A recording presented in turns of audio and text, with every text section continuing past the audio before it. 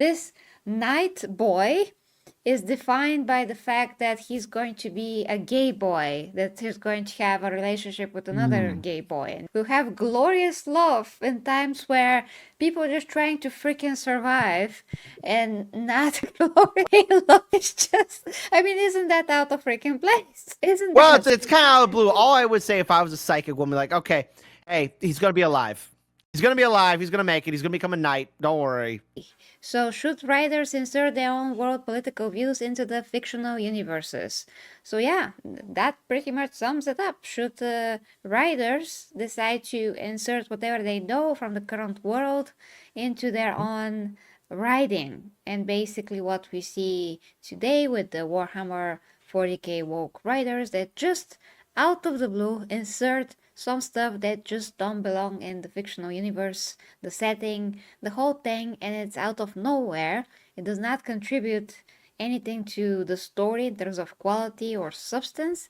It is just out of the blue, feels force, and all those things that we have talked about. And I yesterday talked about this book that made a lot of headlines because of one story about a boy and a knight, and it turns out that it's not what it looks like, but it's still virtue signaling woke something. You know, are you familiar I with that? Lords of the Lands is the book by I Graham McNeil.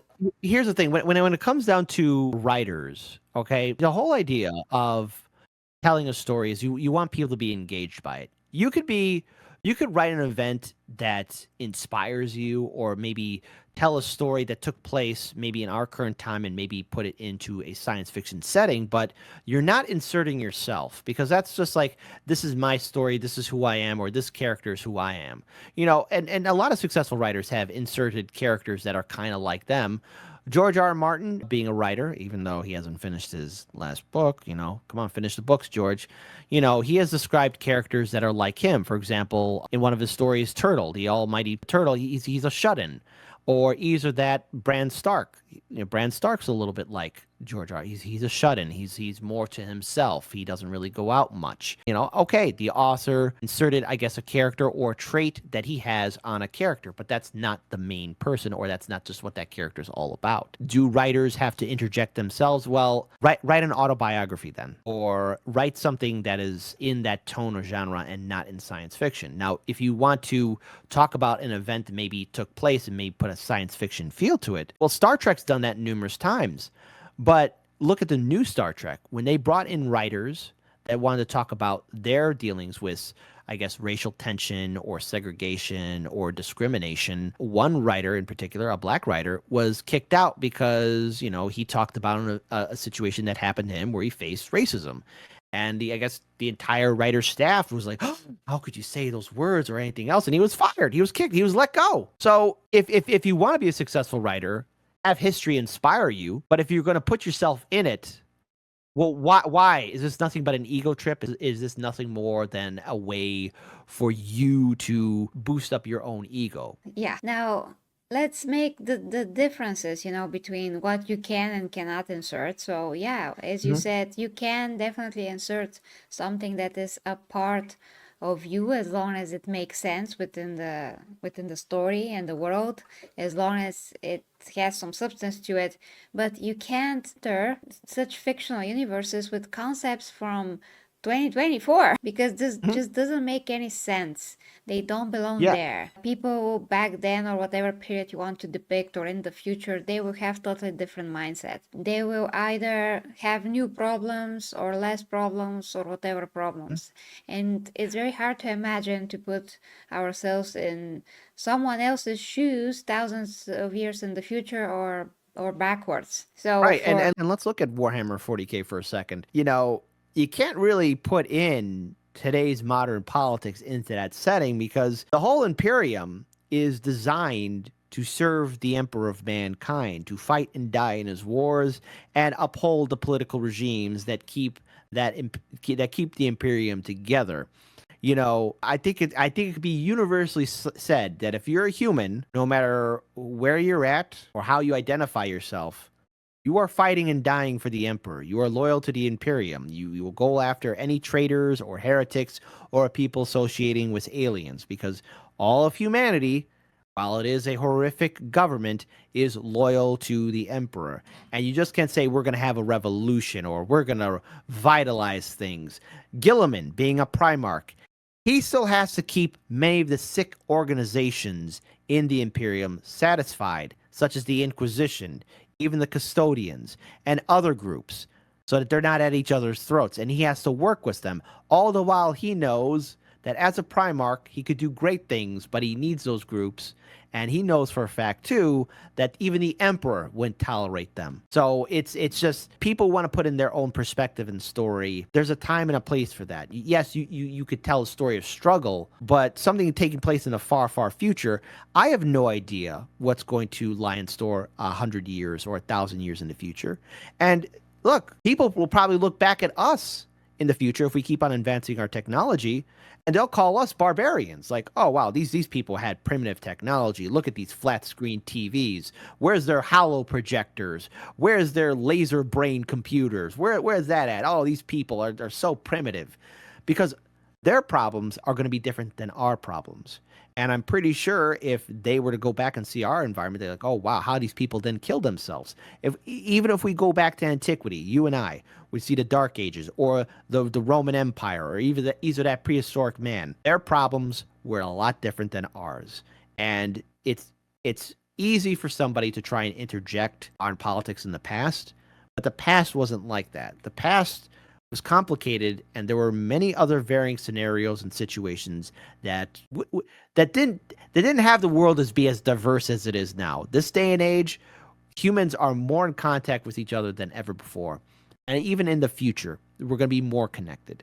It's just, I think it's lazy writing to interject modern politics into fictional settings, or use that try and recreate history because you want to appease, I guess, social media posts, people on social media. It doesn't work that way, and it doesn't resonate well with audiences. And we saw the pushback from Doctor Who or Star Trek or Star Wars, and Games Workshop is going to have to learn that lesson too. Yeah, so to catch you up with that book and what happened, and you tell me what that is in your mind. Yes, I heard about this. Oh boy.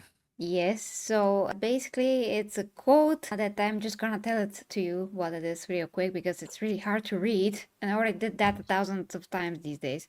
So basically, there's a scene in this book, Lords of the Lands, and it's about these two women. One of the women can see the future, and they just stumble upon this dying boy. It says that he is a boy, and he just died in their arms basically.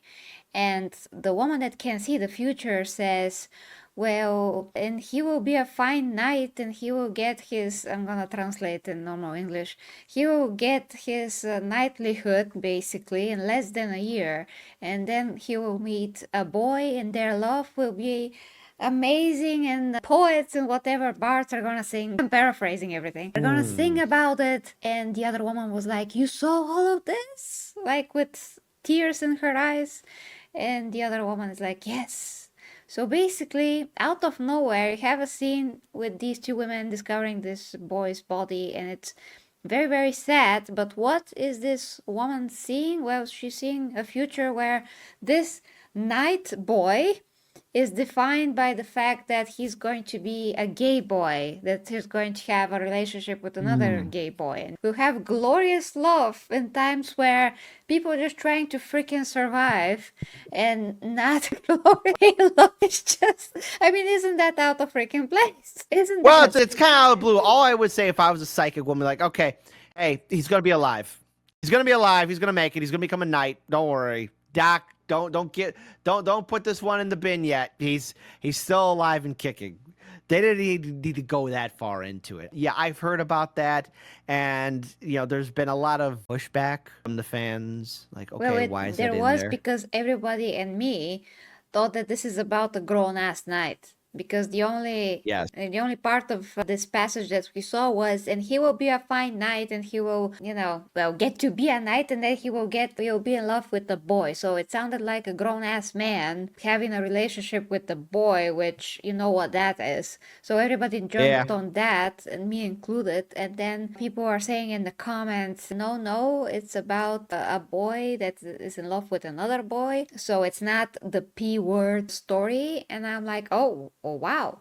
So found the book, the audio book, with the help of the dear Clayton. Thank you for that very much. And I played yesterday on the stream the passage, the whole thing, and I showed it on screen. So when you see the whole thing, you see the context, and you see that it's not about a grown-ass man and a boy, but it's still about two young people. And one of the guys in the chat, DRL, said that in these books, basically you can become a knight at about 18. So it's going to be at least they're going to be 18, but still, why would the seer see this? Why would this basically? It doesn't matter because it's a dead character now. He's dead.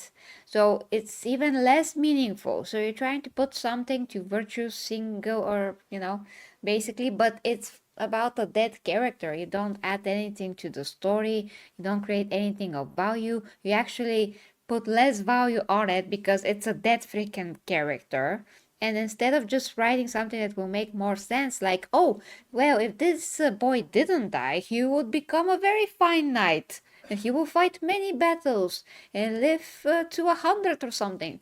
I mean, it could be something like that instead of, well, he will have a glorious gale off. Yay! Do you think that it was more insidious on, I guess, Games Workshop or whoever's handling the social media just to post that link up there, or is it at that passage up there before the full context was set up? Because that's a way also of building hype too. Because we see these studios and these executives, they get desperate for views, and the one thing that sells is controversy. Controversy sells amongst them in the mediascape. That's what they always thrive on, how to constantly get eyeballs and people to talk about it.